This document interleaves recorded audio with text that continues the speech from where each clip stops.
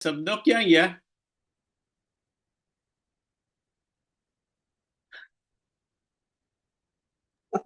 જય શ્રી ચલો. હા ચલો ચલો તમે ચાલુ કરો.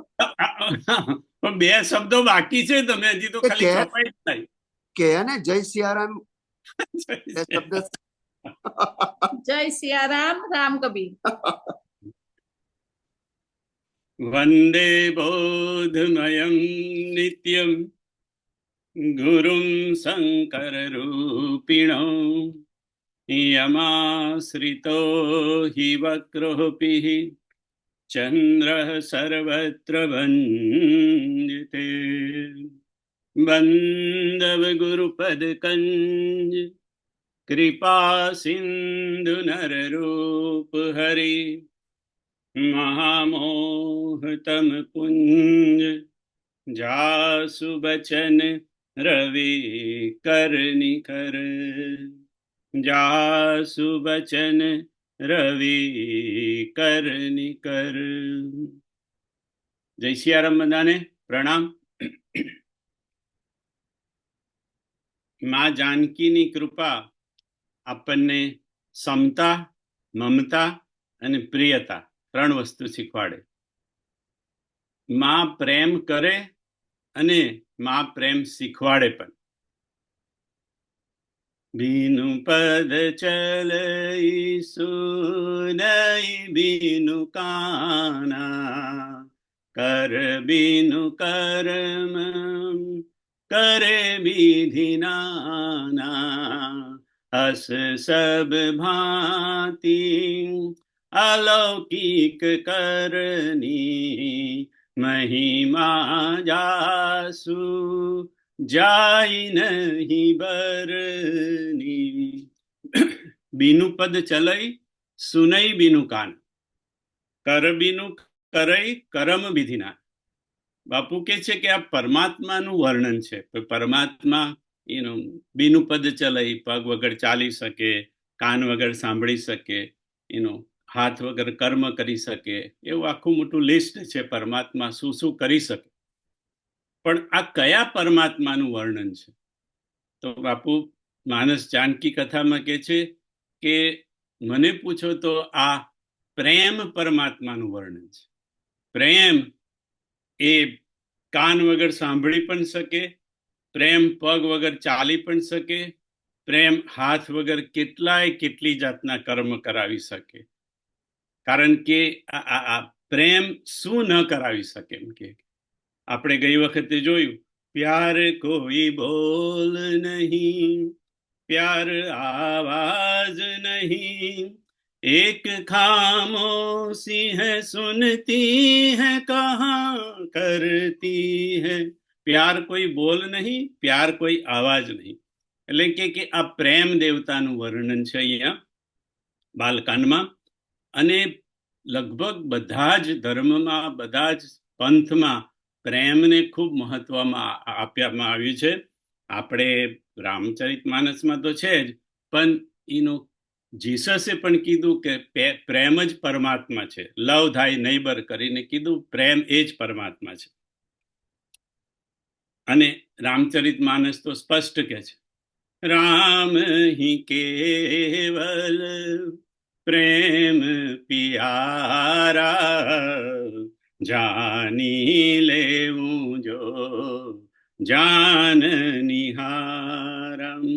એટલે આ પ્રેમ જેને કોઈ શબ્દ ના હોય, જેનો કોઈ અવાજ ના હોય, જેને પગ ના હોય, તોય ચાલે, જેમ કે હાથ વગર કર્મ કરે, એવો પ્રેમ એ પ્રેમ દેવતા. એ પ્રેમ માતા આપણને શીખવાડે. જનક સુતા જગ જનની જાનકી અતિશય પ્રિય કરુણાની ધાનકી તાકે જુગ પદ કમલ મનાવઉં જાસુ કૃપા નિર્મલમતિ પાવઉં. આવો પ્રેમ એ માતા જાનકી આપણને એમના આચરણ દ્વારા આપણને શીખવાડે છે. કારણ કે પ્રેમમાં કોઈ તર્ક ન હોય, પ્રેમમાં કોઈ શરત ના હોય, પ્રેમમાં કોઈ ફરિયાદ ન હોય.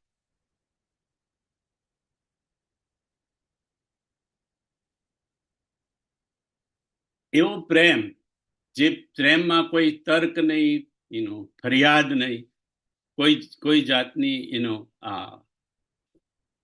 શરત નહીં, એવો પ્રેમ જાનકીમાં આપણને એમના આચરણ દ્વારા બતાવે. કારણ કે જાનકીએ આખા રામચરિત માનસમાં ક્યારેય ફરિયાદ કરી નથી. બાપુને કોઈ પ્રશ્ન પૂછ્યો કે બાપુ, જાનકી માની કૃપાથી આપણી બુદ્ધિ કદાચ નિર્મલ થઈ જાય, જાસુ કૃપા નિર્મલ મતિ પાવો. જો આપણી બુદ્ધિ નિર્મલ થઈ જાય, અથવા તો બીજી કોઈ તરીકાથી, બીજે કોઈ રસ્તે આપણી બુદ્ધિ નિર્મલ થઈ જાય, તો એવી નિર્મલ બુદ્ધિ વાળી વ્યક્તિથી પછી કોઈક તર્ક થઈ શકે? એક વખત આપણી બુદ્ધિ નિર્મલ થઈ ગઈ, તો નિર્મલ બુદ્ધિથી પછી તર્ક થઈ શકે? તો બાપુ કહે છે કે હા, થઈ શકે. તર્ક કરવાની છૂટ છે, પણ શરત એટલી છે કે તમારો તર્ક એની ગતિ ઈશ્વર તરફની હોય, કાં તો જ્ઞાન તરફની હોય, વૈરાગ્ય તરફની હોય, ત્યાગ તરફની હોય, કાં તો શુભ તરફની હોય. એટલે ટૂંકમાં કેવું હોય, તો અલૌકિક ગતિ આપણી જો હોય તો તર્ક થઈ શકે. લૌકિક ગતિ માટે કે લૌકિક ભૌતિક વસ્તુ માટે તર્ક કરવાની છૂટ નથી. ભોગવિલાસ માટે તર્ક નહીં. માં જાનકીએ કેટલા તર્ક કર્યા. માં જાનકીએ રામ આગળ તર્ક કર્યા, કૌશલ્યામાં આગળ તર્ક કર્યા, ઇવન દશરથજી સાથે એનો તર્ક કર્યા. થોડુંક તો એમને સુમંત આગળ પણ તર્ક કર્યા. કારણ કે પણ ચારે ચાર પ્રસંગમાં જાનકીએ તર્ક તો કર્યા, પણ શેના માટે તર્ક કર્યા? રામથી જોડાઈ રહેવા માટેના તર્ક કર્યા. રામથી છૂટા પડવા માટેના નહીં, રામથી દૂર જવાના નહીં. સીતા માતાના બધા જ તર્ક હતા એ રામજી સાથે જોડાઈ રહેવાના. તો તમારો તર્ક જો ઈશ્વર સાથે કે શુભ સાથે જોડાઈ રહેવાનો હોય તો બાપુ કે તર્ક થઈ શકે. પણ જો આપણે એમ કે એનો ભોગ તરફ કે હરામ તરફ, આપણા તર્ક મોટે ભાગના કેવા હોય છે કે આપણે જે આપણો મત હોય છે એ આપણા મતને સાબિત કરવા માટે, પ્રસ્થાપિત કરવા માટેના આપણા તર્ક હોય છે. આપણા મોટા ભાગના તર્ક, જેને આપણે આર્ગ્યુમેન્ટ કહીએ, આપણા આર્ગ્યુમેન્ટ, આપણા તર્કો બધા જ આપણી જે વાત આપણે કહી એને સાબિત કરવાના હોય છે. રામ તરફના તર્ક નથી હોતા. એનું ભક્તિ પચ્છ હટ નહીં સટતાઈ, દુષ્ટ તર્ક સબ દૂરી બહાઈ. ભક્તિ પચ્છ હટ, ભક્તિના પક્ષમાં જો તમારો એનો હટ હોય, તમારી એ ભક્તિ તરફ તમારે એનું રહેવું હોય તો તમે એમ કે કરી શકો. પણ દુષ્ટ તર્ક, જે ખરાબ તર્ક હોય, એ બધા ખરાબ તર્કને છોડવા જોઈએ. ચરિત રામ કે સગુન ભવાની, તર્કી ન જાહી બુદ્ધિ બલબાની. અને આમાંય રામજી તરફના કોઈ તર્ક આપણી બુદ્ધિથી પહોંચી જ ના વળાય. આપણી બુદ્ધિ તર્ક કરીને રામ સુધી કે રામના ચરિત્ર સુધી પહોંચી પણ ન શકે. હસ બિચારી જે તજ્ઞ બિરાગી, રામ હિ ભજહી તર્ક સબ ત્યાગી. આટલા માટે એમ કે જે બધા સમજી ગયા છે, જાણી ગયા છે, જ્ઞાની લોકો, એ બધા તર્ક છોડી અને ખાલી રામનું ભજન કરે છે. રામ એટલે રામ, બોલ કૃષ્ણ કો, શિવ કો, ઈશ્વરનું ભજન કરે. બાપુ પછી ધનુષ્ય ભંગના પ્રસંગમાં ગયા. બાલકાંડનો પ્રસંગ છે, આપ બધા જાણો છો. ધનુષ્ય ભંગનો કે સીતા માતાને પ્રાપ્ત કરવા માટે જનક રાજાએ બધા રાજાઓને બોલાવ્યા હતા અને કીધું હતું કે જે આ શિવજીના ધનુષ્યને ચડાવી આપે, એને તોડી નાખે, એમ કે તો એમ કે એને જાનકી મળે. તો તેમાંની થોડીક ચોપાઈ છે એ પ્રસંગની. 3 ચોપાઈ હું ગાઉં.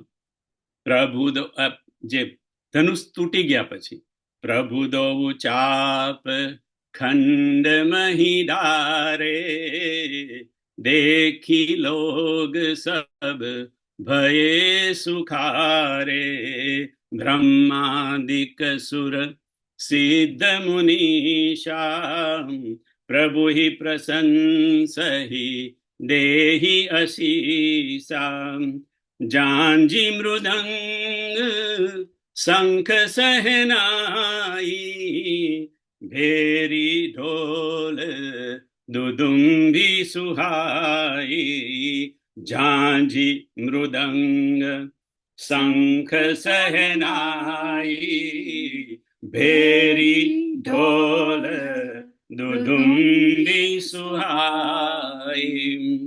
બાપુએ આનો અર્થ કરતા કીધું કે પ્રભુ દો ચાપ ખંડ મહી ડારે, ભગવાને ધનુષ્યને તોડી નાખ્યું, તેહી છન રામ મધ્ય ધનુ તોરા, અને પછી એના જે બે ટુકડા હતા એ જમીન પર ત્યાં આગળ એનું ત્યાં નાખી દીધા, ત્યાં રાખ્યા.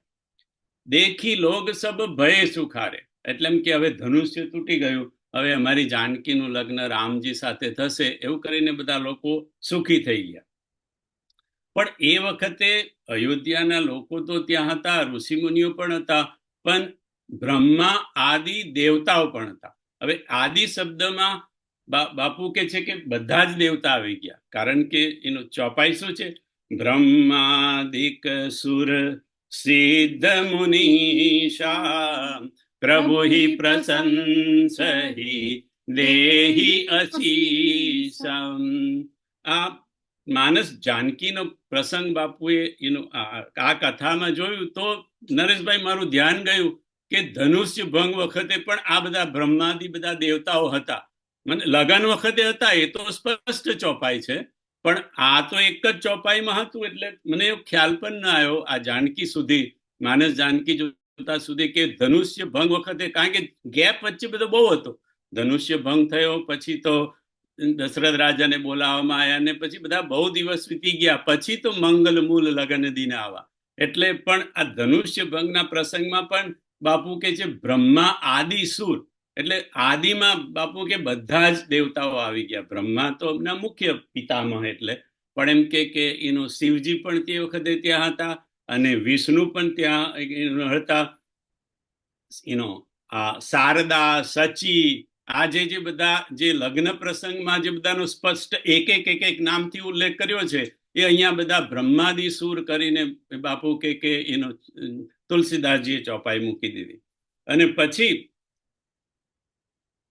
જેવું ધનુષ્ય તૂટ્યું એટલે બધા ખુશ થઈ ગયા, એટલે બધા લોકોએ વાજા અને નગારા વગાડવાનું શરૂ કર્યું. એટલે કીધું ઝાંઝી મૃદંગ શંખ સહેનાઈ, ભેરી ઢોલ દુદુમ્બી સુહાઈ. આટલા વાજા વાગવા માંડ્યા. શું? ઝાંઝી વાગી, ઝાંઝ, મૃદંગ વાગ્યું, શંખ વગાડ્યું, સહનાઈ વગાડી, ભેરી એટલે એનું એક લાંબુ એક આવે આ લગ્નમાં, ને એનું આ પીપુડી જેવું આવે, એનું રણમાં પણ એને ત્યાં યુદ્ધમાં પણ ભેરી વગાડાય. ભેરી, ઢોલ અને દુદુંબી, આટલા વાજિંત્રો તે વખતે એનું ધનુષ્ય ભંગના પ્રસંગમાં એનો વાગવા માંડ્યા. તો બાપુ કે છે પણ આ વગાડ્યા કોને? તો કે જે પહેલું ઝાંઝી એટલે ઝાંઝ કોને વગાડી? એમ કે તો કે ઝાંઝ વગાડી શિવજીએ. છોડુભાઈ, ઝાંઝ શિવજીએ વગાડી. તો કે કેવી રીતે? કે શિવજી ઝાંઝને કરતાર અને ઝાંઝ એ એમ કે બાપુ કે સરખા પ્રકારના, જુદા છે પણ એ એક પ્રકારના છે. એટલે કરતાર અને ઝાંઝ આ બે શિવજીએ વગાડ્યા. તો કે તમે કયા આધારે કહી શકો? એનું કોઈ પ્રમાણ ખરું કે ઝાંઝી એટલે આ કરતાર ને ઝાંઝ એમ કે શિવજીએ વગાડ્યા? એમ કે તો કે છે કે હવે આ તો બાપુ જ કહી શકે. રામ કથા સુંદર કરતારી, સંશય વિહગ ઉડાવન હારી. રામકથા સુંદર કરતારી, એટલે કે રામકથા એ સરસ હાથની તાળી છે, પણ બાપુ કે રામકથા સુંદર કરતારી, રામકથા સુંદર કરતારી એટલે કરતાર. હવે રામકથા ગાઈ કોણે? એટલે શિવજીએ. તો કે એ કરતાર તો શિવજીએ જ વગાડી હોય ને, એમ કે જહાજ અને કરતાર વગાડી શિવજીએ. રામ કથા સુંદર કરતારી, સંશય વિહગ ઉડાવન હારી. એટલે તમને કોઈ સંશય હોય તો ઉડાડી દેજો, કારણ કે કરતારી વગાડી છે શિવજીએ એમ કે આ ધનુષ્ય ભંગના પ્રસંગમાં. પછી બીજું ઝાંઝી મૃદંગ. તો કે મૃદંગ કોને વગાડે? તો કે મૃદંગના દેવતા છે ગણેશજી. બરાબર ભારતીબેન? મૃદંગ ગણેશજી વગાડે ને. એટલે ઘણા ફોટા પણ આપણે એમના જોયા છે ગણેશજીના મૃદંગ વગાડતા. એટલે કે મૃદંગ વગાડી ગણેશજી. હવે શિવજી આયા બાપુ કે, તો પછી તો પાર્વતી ને ગણેશ ને બધા જ આયા હશે ને, એમ કે એટલે કે મૃદંગ વગાડી ગણેશજીએ. શંખ કોને વગાડ્યો? તો કે શંખ વિષ્ણુ ભગવાન આવ્યા હતા. વિષ્ણુનો તો એનો શંખ હોય ને, પાંચજન્ય, જે કૃષ્ણ લઈને આવ્યા હતા કૃષ્ણ રૂપે એનું. તો એમ કે શંખ વગાડ્યો વિષ્ણુએ. અને વિષ્ણુ તો આ પ્રસંગમાં સ્પષ્ટ નામ નથી, એ તો બ્રહ્માદિક સુર લખી દીધા. પણ લગ્ન પ્રસંગમાં તો છે ને, રમા સમેત રમાપતિ મોહે. ભગવાનને ઘોડા પર જોઈ અને રમા સમેત રમાપતિ મોહે, એટલે રમા પણ હતા ત્યાં, લક્ષ્મી, અને રમાપતિ વિષ્ણુ પણ ત્યાં. શંખ વિષ્ણુએ વગાડે. સહેનાઈ કોને વગાડી? બાપુ કહે છે સહેનાઈ વગાડી શારદાજી. આપણે તો કે શારદા તો સરસ્વતી તો વીણા વગાડે.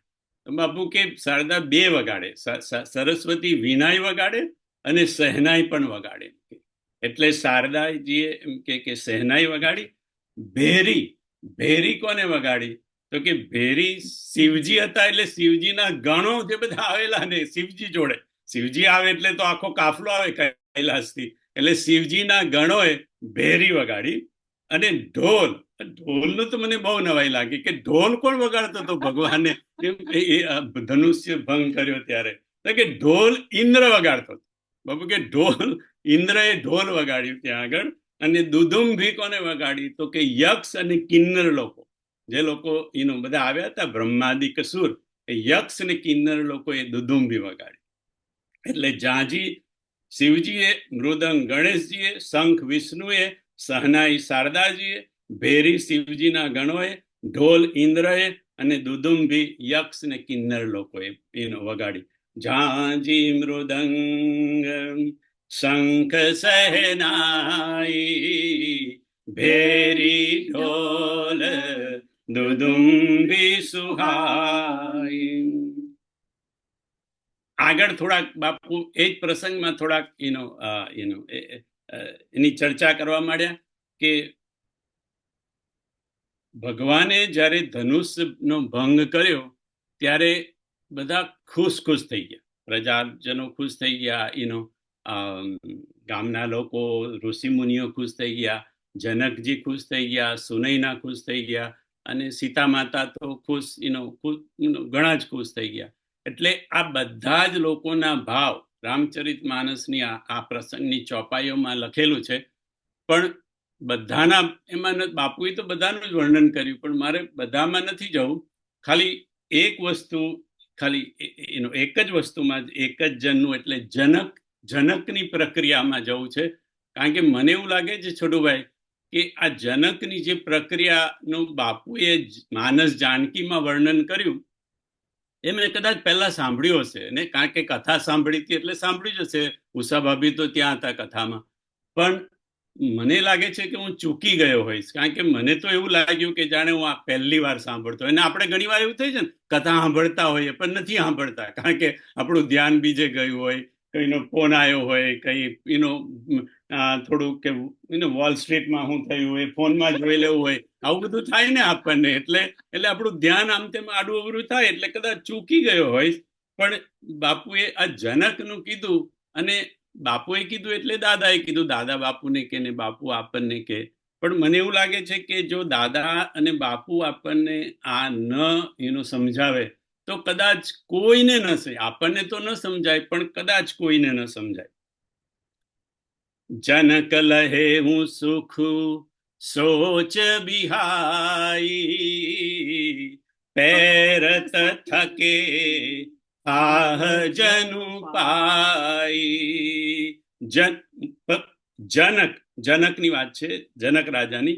જનક લહેવું સુખ સોચ બિહાઈ पैरत थके થાહ જનુ પાઈ. આનો સીધો સાદો અર્થ એવો થાય કે જનક રાજા બહુ સુખ મળી ગયું, એમને બહુ ખુશ થઈ ગયા, બહુ આનંદિત થઈ ગયા. જનક લહેવું સુખ સોચ બિહાઈ. અને અત્યાર સુધી એમને જે બધો શોક હતો, બધી તકલીફ હતી કે આ નહીં તોડે કોઈ તો મારી દીકરી કુંવારી રહી જશે. અને કેટલું કેટલું બોલ્યા છે જનક એ પ્રસંગમાં. લક્ષ્મણજીથી તો સહન પણ નથી થયું, પણ એ બધો જે શોક બધો હતો એમના મનમાંથી નીકળી ગયો. કારણ કે હવે તો ધનુષ્યનો ભંગ થઈ ગયો, અને ધનુષ્ય ભંગ થઈ ગયો એટલે જાનકીનો વિવાહ પણ થઈ ગયો ઓટોમેટિક. એટલે જનક લહેવું સુખું સોચ બિહાઈ, એટલે એ જનકના અંતઃકરણની પ્રતિક્રિયાને ઉપમા શેની આપી? તુલસીદાસજીએ કાં તો શિવજીએ. पैरत थके થાહ જનુ પાઈ. पैरत એટલે તરતા, થકે એટલે તરતા તરતા આપણે થાકી ગયા હોય. આપણે કોઈક મોટી નદીમાં, સરોવરમાં કે સાગરમાં તરવા ગયા હોય અને એમ કે તરતા તરતા નદીનો પટ મોટો હોય, નર્મદા જેવો કે ગંગા જેવો, તો બહુ મોટો પટ હોય તો આપણે થાકી જઈએ. पैरत થકે એટલે એમ કે કોઈક માણસ જાણે એમ કે તરતા તરતા, લાંબો પટ હોય નદીનો અને તરતા તરતા થાકી ગયો હોય, અને पैरत થકે થાહ જનુ પાય, કે થાકી ગયો હોય અને એને કોઈક આધાર મળી જાય.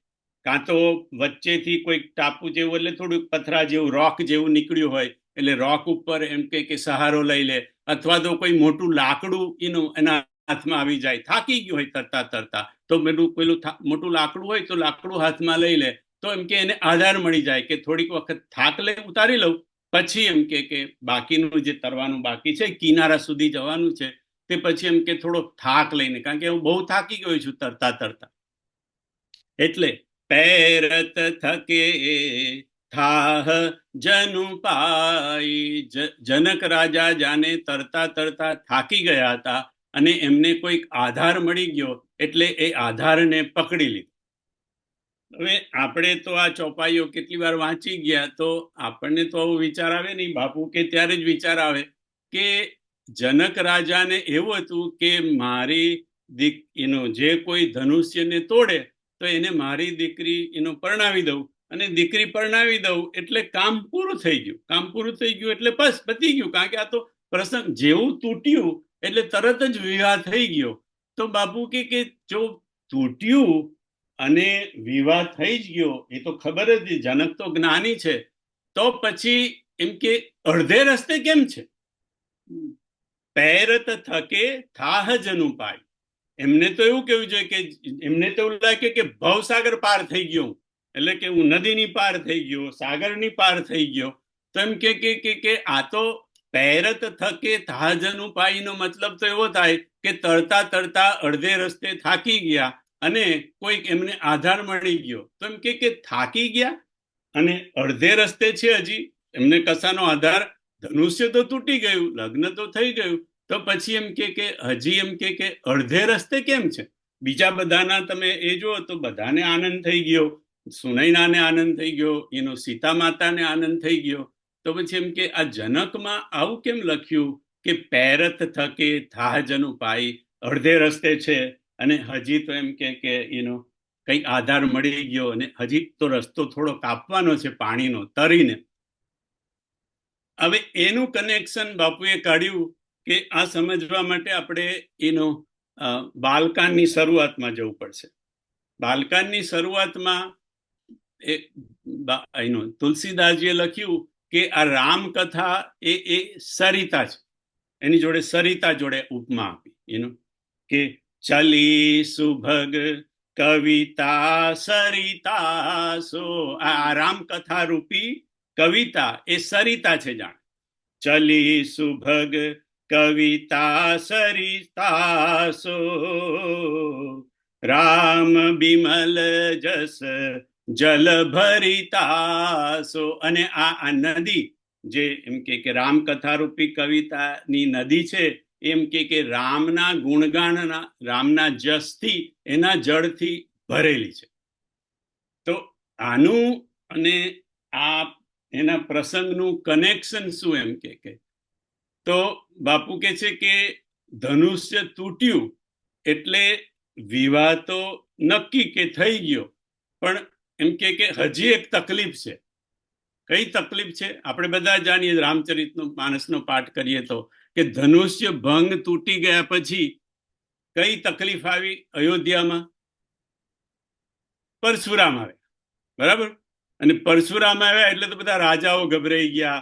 સુનૈનાને થયું આ શું થયું, બધી વાત બધી આપણી બરાબર ગોઠવાઈ ગઈ હતી, બધું પતી ગયું હતું, અને આ વળી પરશુરામ ક્યાંથી આવ્યા, એમ કે એટલે પરશુરામનો પ્રસંગ પતે.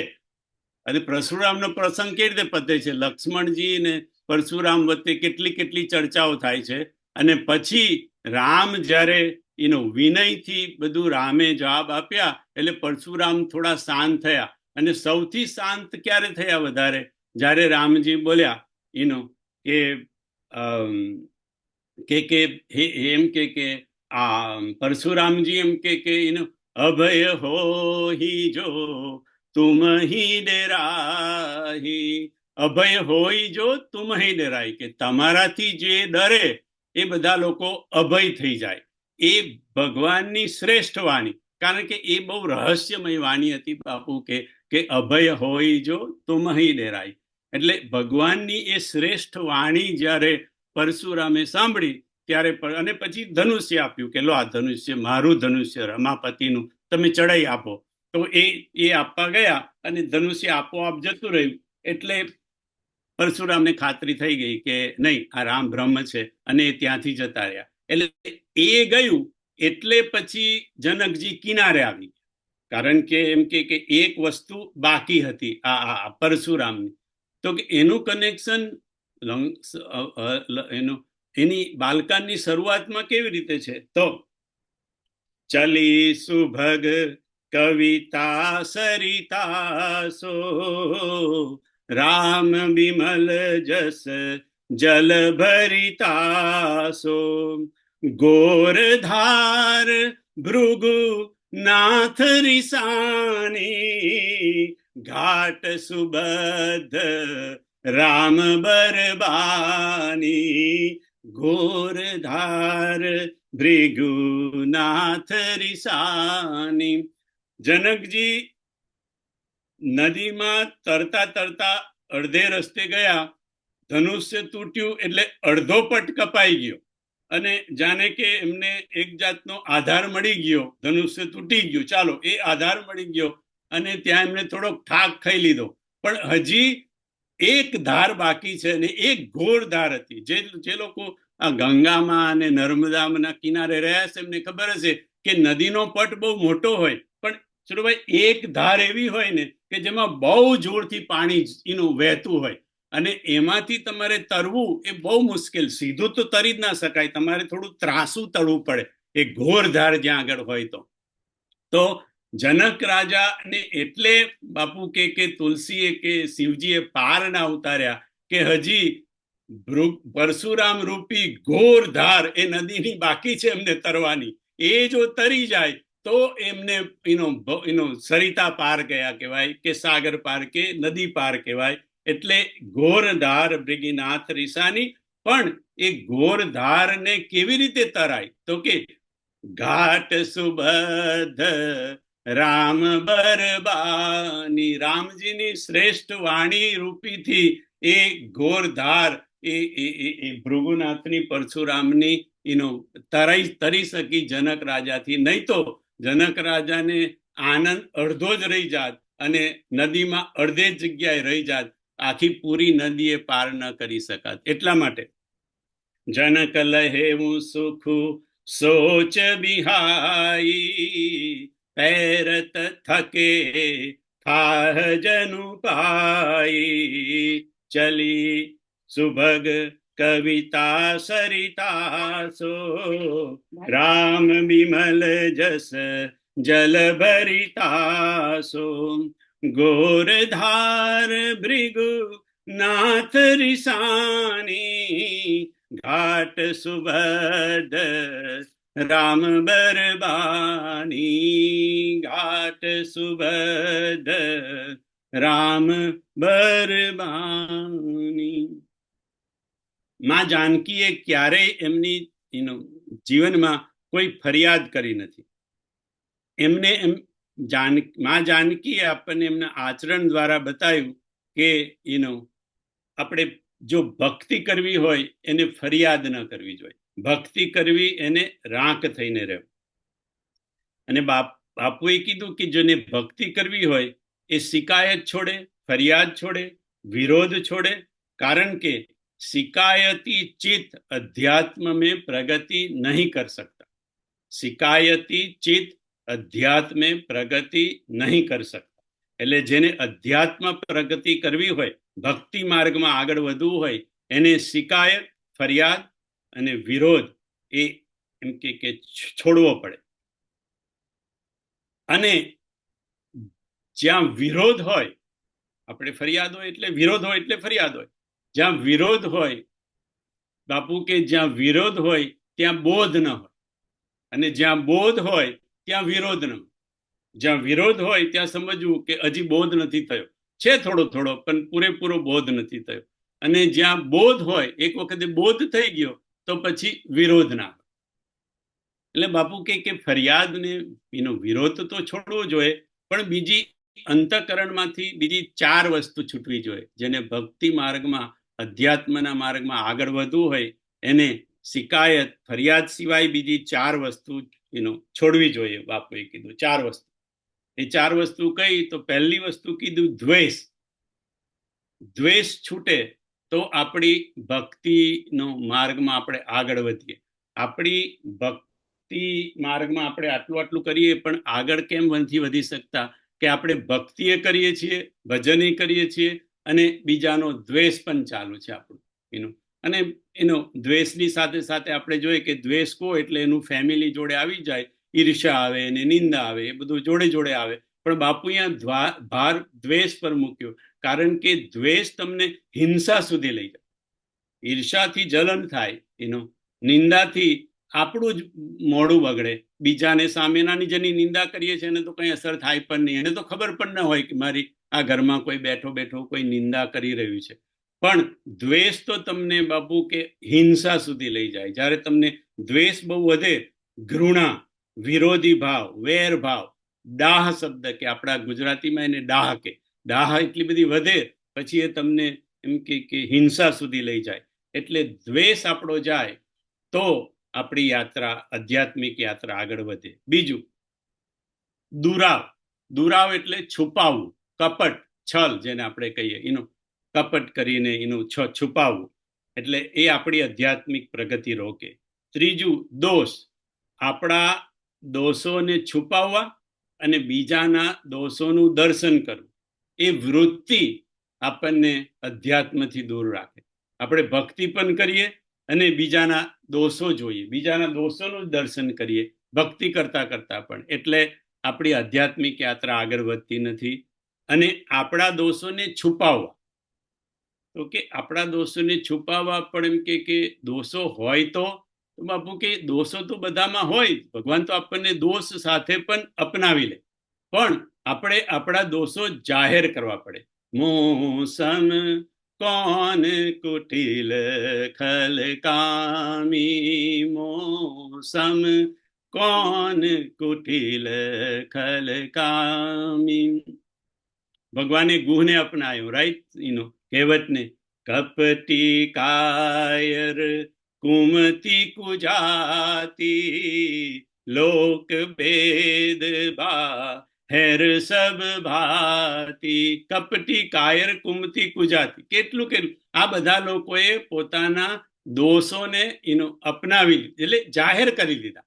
પણ દોષોને આપણે છુપાવીએ છીએ. બહુ બાપુ કે સરસ કપડા પહેરાવીને, સારા સારા શબ્દો વાપરી અને આપણા દોષોને આપણે છુપાઈએ છીએ. દોષ આપણામાં હોય તોય ભગવાન આપણો સ્વીકાર કરી લે, પણ આપણા દોષોને આપણે જાહેર કરી દેવા, ભગવાનને કહી દેવો કે મારામાં આ દોષો છે.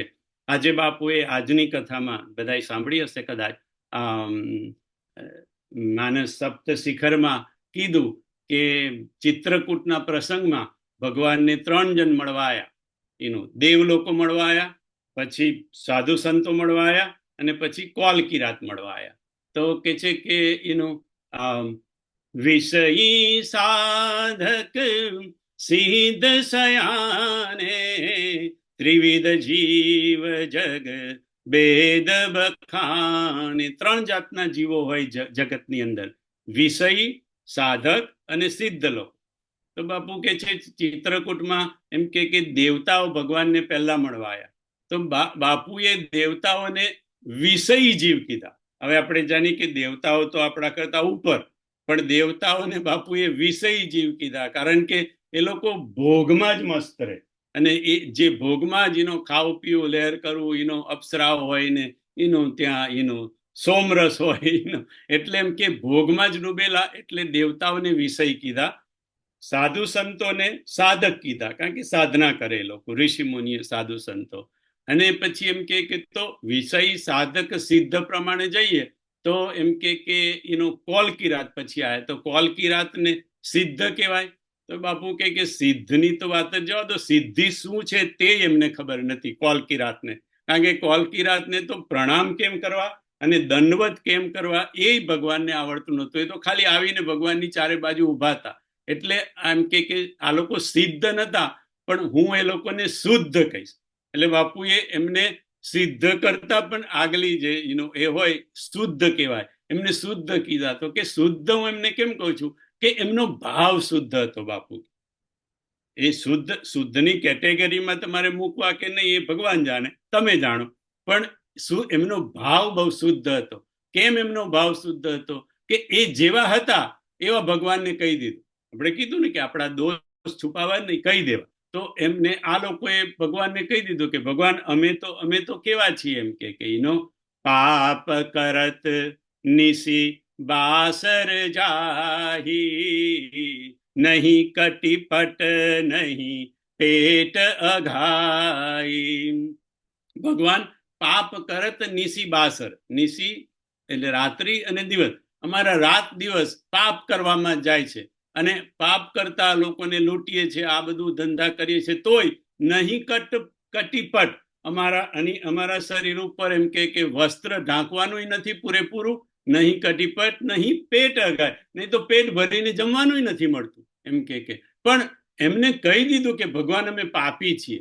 એટલે બાપુ કે પાપ કરવું એ પાપ તો છે જ, પણ એમ કે ભગવાન તો પાપીઓને ભગવાન કઈ પુણ્યશાળીઓના જ ભગવાન છે એવું થોડું છે. ભગવાન તો કે સબ મમ પ્રિય સબ મમ ઉપજાય, ભગવાન તો ત્યાં જ કહી દીધું સબ મમ પ્રિય, એટલે કે મને ખાલી પુણ્યશાળી લોકો પ્રિય છે, ભક્તિ કરે છે તે જ પ્રિય છે એવું નથી. ઉત્તરકાંડમાં સ્પષ્ટ છે સબ મમ પ્રિય સબ મમ ઉપજાય. અને મને કેમ પ્રિય છે ભગવાને કીધું, કારણ કે બધા મારા જ ઉપજાવેલા છે. જેવી રીતે માને પોતાના બધા દીકરાઓ, એક જરા આડોવરો હોય તે વાલો હોય, અને જે સીધો સાદો હોય તે વાલો હોય, કારણ કે માના ઉપજાવેલા છે. તો ભગવાને કીધું સબ મમ પ્રિય સબ મમ ઉપજાય, એટલે દોષ વાળો હોય કે દોષ રહિત હોય કે દોષ યુક્ત હોય, બધા જ મને પ્રિય છે. પણ તમારે તમારા દોષ છુપાવવા ન જોઈએ, બસ કહી દેવા જોઈએ.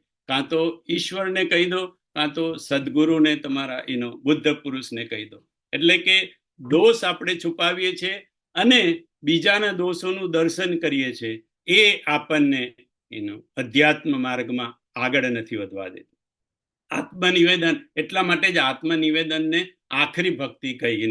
આ શ્રવણમ કીર્તનમ એ શ્રૃંખલામાં આત્મનિવેદન એ આખરી ભક્તિ છે, જેને આત્મનિવેદન કર્યું.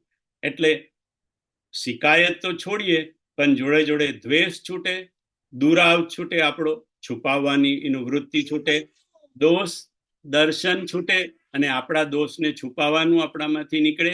અને ચોથું દુર્ભાવના, ખરાબ ભાવના, આપણે બીજા લોકો માટે જે અંદરથી ખરાબ ભાવ હોય છે, જેને આપણે કુભાવ કહીએ, એ આપણી ખોટી દુષ્ટ ભાવનાઓ, બીજાનું બુરું થાય એવું ઈચ્છીએ છે, એને બાપુ દુર્ભાવના કે છે, દુર્ભાવ કે છે, એનો બીજા પ્રત્યેનો કુભાવ.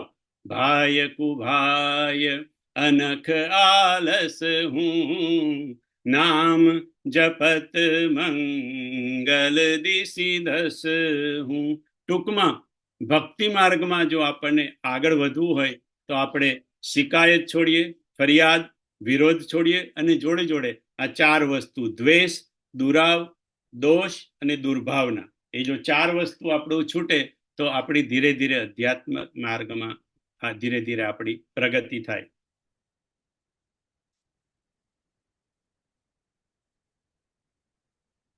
અને કદાચ આપણાથી આ બધું ન થઈ શકે બાપુ, કે આપણી ફરિયાદ ન છૂટે, શિકાયત ન છૂટે, દ્વેષ ન છૂટે, દુરાવ ન છૂટે, દોષ ન છૂટે, દુર્ભાવના ન છૂટે, તો બાપુ કઈ એક કામ જરૂર કરો, કથા સાંભળો. બસ તમે કથા સાંભળશો તો ધીરે ધીરે ધીરે તમારી ફરિયાદો છૂટશે, દ્વેષય છૂટશે, દુરાવય છૂટશે, દોષય છૂટશે, દુર્ભાવના છૂટશે. બસ કથા સાંભળો, સત્સંગ સાંભળો તમે, કારણ કે એનો કથા અને સત્સંગ સિવાય આ બધી વસ્તુ આપણાથી નીકળવાનો બીજો કોઈ ઉપાય જ નથી. એક જ માત્ર ઉપાય છે કે કથાનું શ્રવણ અને સત્સંગ જ્યાં થતો હોય એ સત્સંગનું શ્રવણ, એ જ એક માત્ર એનો ઉપાય છે. અને એટલા માટે જ શ્રવણની એટલી બધી કિંમત છે કે શ્રવણને ભાગવતમાં પ્રથમ ભક્તિ કહી. શ્રવણમ કીર્તનમ ત્યાંથી શરૂ થાય છે, શ્રવણમથી. એટલે શ્રવણ પહેલી ભક્તિ, અને એનું રામચરિત માનસમાં એને બીજો ક્રમ આપ્યો. પણ બાપુ કે આમ જોવા જઈએ તો પહેલો છે, કારણ કે શ્રવણ કરવું હોય તો શ્રવણ કોને કરવું? પડોશીને થોડું શ્રવણ થાય. શ્રવણ કરવું હોય તો સંતને શ્રવણ કરવું, બીજાને એનો પડોશીને ઊંધે તો કચરો આપણા મગજમાં આવે, આપણા કાનમાં. એટલે શ્રવણ કોને કરવું? તુલસીદાસજીએ થોડો સુધારો કર્યો કે શ્રવણ કરવું તો સંતને શ્રવણ કરવું, અને સંતને શ્રવણ કરવું હોય તો એનો કથામાં જવું પડે, સત્સંગમાં જવું પડે, સંતના સ્થાને જવું પડે. એટલા માટે કીધું પ્રથમ ભગતિ સંતન કર સંગા, દૂસરી રતિ મમ કથા પ્રસંગ. કથા તો આવી પણ બીજી આવી, કારણ કે તમારે સાંભળવું તો કથા સાંભળવી, બીજું બધું શ્રવણમ. કારણ ભાગવતમાં તો શ્રવણમ કહી દીધું, પછી આપણે કે હું શ્રવણ કરી આવ્યો, હું કરી આવ્યો, કે આ 3 કલાક પેલા બીજાની નિંદા કરતા હતા તે સાંભળી આવ્યો, તો મારી પહેલી ભક્તિ થઈ ગઈ કેવાય, કારણ કે શ્રવણ તો મેં કર્યું. એટલે રામચરિત માનસમાં ખુલાસો કરવો પડ્યો કે પ્રથમ ભગતિ સંતન કર સંગા, દૂસરી રતિ મમ કથા પ્રસંગ. અને શ્રવણને બાપુએ વિજ્ઞાન કીધું. શ્રવણ એ વિજ્ઞાન છે.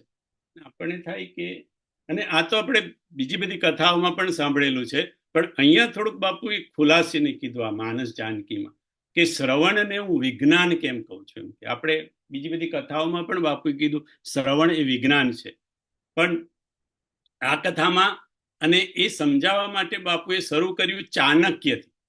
એમ ચાણક્યના થોડા સૂત્રો તમને કહું કે જે તમને શ્રવણ એ વિજ્ઞાન છે ત્યાં સુધી લઈ જશે. એમ કે તો ચાણક્યના થોડા સૂત્રો બાપુએ કીધા કે ચાણક્યએ કીધું સુખસ્ય મૂલમ ધર્મ, સુખસ્ય મૂલમ ધર્મ, સુખનું મૂળ છે ધર્મ.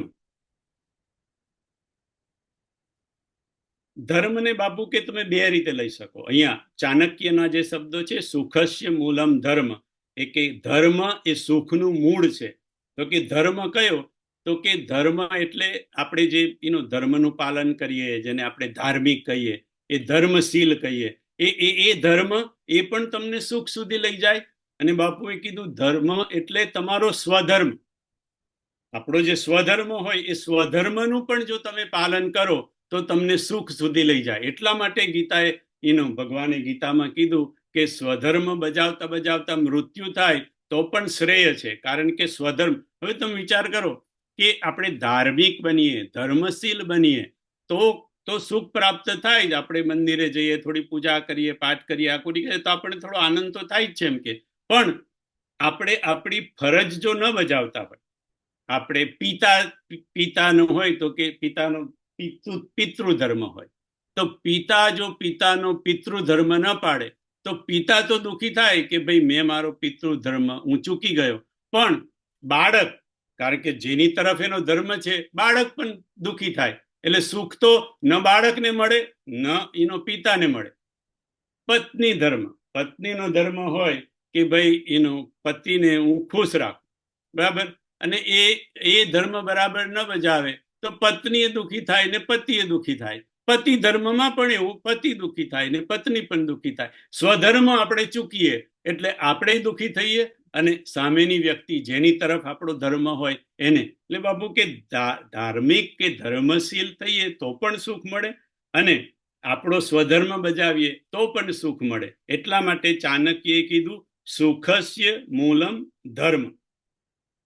અને ચાણક્યએ તો કીધું બાપુ કે પણ રામચરિતમાનસમાં તો બધાના જવાબ હોય, એટલે એમ કે તુલસીદાસજીએ પણ કીધું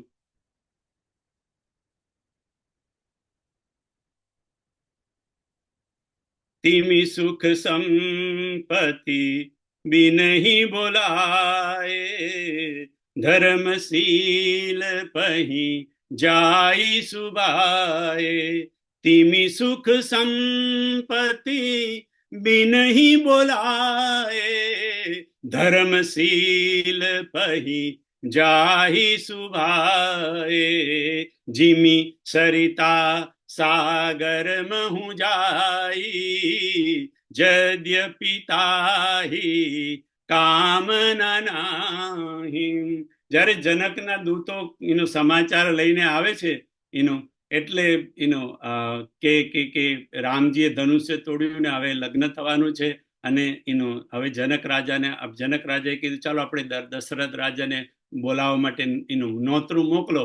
અને એ પત્રિકા લઈ અને એનું દશરથજી વશિષ્ઠજી પાસે આવે છે. ત્યારની આ ચોપાઈ છે એનો કે હે રાજન, તમે એટલા બધા ધર્મશીલ છો, ધાર્મિક છો, એમ કે એનો એટલે આ સુખ ને સંપત્તિ, હવે તમને સુખ મળવાનું છે દીકરાના લગ્નથી, અને આ એનો સંપત્તિ, એનો દીકરી તમારે લક્ષ્મી તમારા ઘરે આવશે, એમ કે એ સુખ સંપત્તિ ધર્મશીલ પણ એમ કે તમે ધર્મનું પાલન કરો એટલે સુખ સંપત્તિ તમારી તરફ આવે જ, એમ કે એટલે એમાં કઈ નવાઈ નથી કે આ રીતે તમને નોતરું આવ્યું છે ત્યાંથી. આગળ ચાણક્યએ કીધું ધર્મસ્ય મૂલમ અર્થ, સુખસ્ય મૂલમ ધર્મ અને ધર્મસ્ય મૂલમ અર્થ. હવે અહીંયા પણ બાપુ કે બે અર્થ થાય કે ધર્મનું મૂળ અર્થ છે, તો કે ધર્મનું મૂળ એટલે જો તમે ધાર્મિક બનો, એનું સ્વધર્મ સાચવો તો તમને અર્થ, પૈસા તો મળે. આપણે કીધું તુલસીએ તો એક જ ચોપાઈમાં બંને કરી લીધું, ધર્મનું અને અર્થનું. તિમિ એનું સુખ સંપત્તિ બિનહી બોલાય, ધર્મશીલ પહી જાય સુવાય. સુખ આવે અને સંપત્તિ પણ આવે, પણ ધર્મસ્ય મૂલમ અર્થ ચાણક્યએ કીધું એટલે અર્થનો એક અર્થ એ થાય, બાપુએ કીધું કે પૈસા, સીધો સાદો અર્થ. અને ધર્મનો મૂળ અર્થ એટલે ધર્મનો મૂળ અર્થ. અને ધર્મનો મૂળ અર્થ કયો તો કે સૂક્ષ્મ ધર્મ. અને સૂક્ષ્મ ધર્મ કયો એટલે કે સત્ય, પ્રેમ ને કરુણા. એમ કે ધર્મનું જે પાલન કરે એના જીવનમાં અર્થ આવે, એટલે કે ધર્મનો અર્થ આવે એટલે સત્ય, પ્રેમ અને કરુણા એના જીવનની અંદર આવે. અર્થસ્ય મૂલમ સુરાજ, અર્થસ્ય મૂલમ સુરાજ એટલે કે જે અર્થનું પાલન કરે, એટલે ધર્મના અર્થનું, સત્ય, પ્રેમ, કરુણા, એનું જે પાલન કરે તો એને ત્યાં સુરાજ આવે. સુરાજ એટલે સારું રાજ્ય. આપણે થાય કે પણ આપણે ક્યાં રાજ્ય જોઈએ છે, આપણે તો ક્યાં એમ કે રાજા છીએ. પણ એમ કે તમે સત્ય, પ્રેમ ને કરુણા, તો તમારું જે છે ને કે આપણે નહીં કહેતા હું મારી મરજીનો માલિક છું, હું મારા ઘરનો માલિક છું. તમારા ઘરનું સુરાજ સારું ચાલે જો સત્ય, પ્રેમ ને કરુણાનું તમે. એટલા માટે કીધું કે અર્થસ્ય મૂલમ સુરાજ. સુરાજ મૂલમ ઇન્દ્રિય જયમ. સુરાજનું મૂળ છે ઇન્દ્રિય જન્મ. એટલે સુરાજ એટલે સારું રાજ્ય. એ રાજ્યની રીતે હોય કે આપણા ઘરની રીતે, ઘરનું રાજ્ય હોય, એનું મૂળ શું છે તો કે ઇન્દ્રિય જયમ. ઇન્દ્રિય જયમ એટલે ઇન્દ્રિયોનો સંયમ. જ શબ્દ છે પણ બાપુ કે સંયમ. ઇન્દ્રિયોનો સંયમ હોય તો જ સુરાજ આવે. ઇન્દ્રિયોનો સંયમ ના હોય, જો બધા સત્તાવાળા જો ભોગી લોકો હોય, પોતાના જ પેટ ભરતા હોય, તો એમના ઇન્દ્રિયોનું સંયમ ના હોય તો એનો સુરાજ ના આવે દેશની અંદર. અને આપણા ઘરની અંદર પણ જો આપણા ઇન્દ્રિયો પર આપણે કંટ્રોલ ના હોય તો ઘરની સત્તા બરાબર ચાલે નહીં. એટલે સુરાજ મૂલમ ઇન્દ્રિય જયમ, એટલે કે ઇન્દ્રિયનો સંયમ થી સુરાજ આવે. અને ઇન્દ્રિય જય મૂલમ ઇઝ વિનય.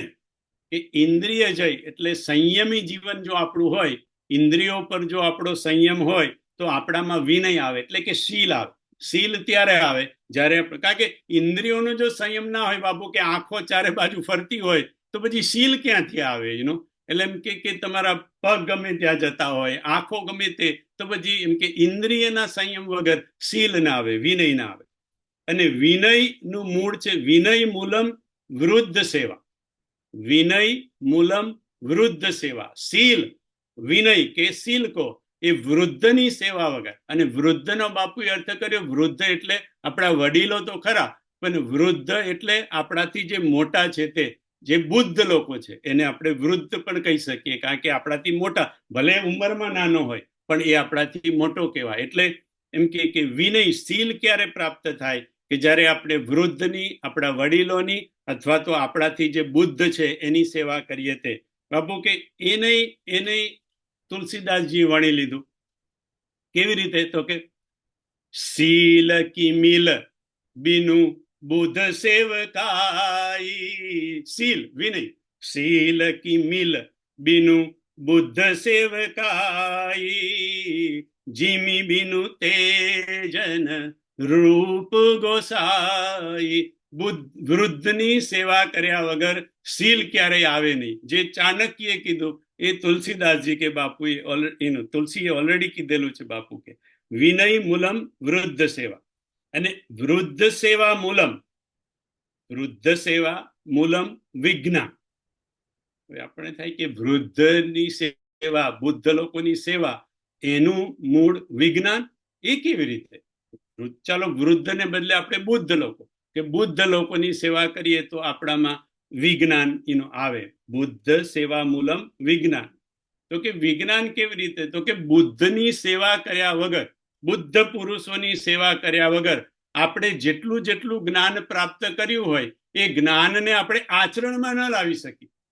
જ્ઞાન આપણું કોરું જ્ઞાન જ રહી જાય. મોટી મોટી વાતો, જેવી રીતે રાવણે વાત કરી છે લંકા કાંડમાં, એવી રીતે મોટી વાતો જ રહી જાય. કારણ કે રાવણે કેટલું બોલ્યો છે લંકા કાંડની અંદર, કારણ કે કેવળ જ્ઞાન હતું, આચરણમાં નહોતું. એટલે વિજ્ઞાન કોને કહેવાય? આપણે જે શીખ્યા તેને પ્રયોગમાં મૂકીએ તો એને વિજ્ઞાન કહેવાય. તો આપણી પાસે જ્ઞાન તો આવી ગયું, પણ જ્ઞાનને પ્રયોગમાં મૂકીએ ત્યારે વિજ્ઞાન કહેવાય. તો વૃદ્ધની સેવા અથવા તો બુદ્ધ પુરુષોની સેવા કરીએ તો એનાથી આપણામાં કે વિજ્ઞાન આવે. આપણે જે જ્ઞાન પ્રાપ્ત કર્યું એ જ્ઞાન આપણે જીવનમાં ઉપયોગ કરી શકીએ, જીવનમાં આચરણ કરી શકીએ. એટલે આટલા સૂત્રો ચાણક્યએ આપ્યા. સુખસ્ય મૂલમ ધર્મ, ધર્મસ્ય મૂલમ સુરાજ, ધર્મસ્ય મૂલમ અર્થ, અર્થસ્ય મૂલમ સુરાજ, સુરાજ મૂલમ ઇન્દ્રિય સંયમ, ઇન્દ્રિય જયમ મૂલમ વિનય, વિનય મૂલમ વૃદ્ધ સેવા, અને વૃદ્ધ સેવા મૂલમ વિજ્ઞાન. આટલી વસ્તુ ચાણક્ય બાપુ કે આપણને આપી. પણ હવે હું ચાણક્યની રજા લઈ અને બાપુ કે હું 2 વસ્તુ બીજી ઉમેરું છું. ચાણક્યની રજા લઈને આ 2 વસ્તુ ઉમેરું છું. એની ચર્ચા હવે આપણે આવતા ગુરુવારે કરીશું. બધાને જય સિયારામ, પ્રણામ.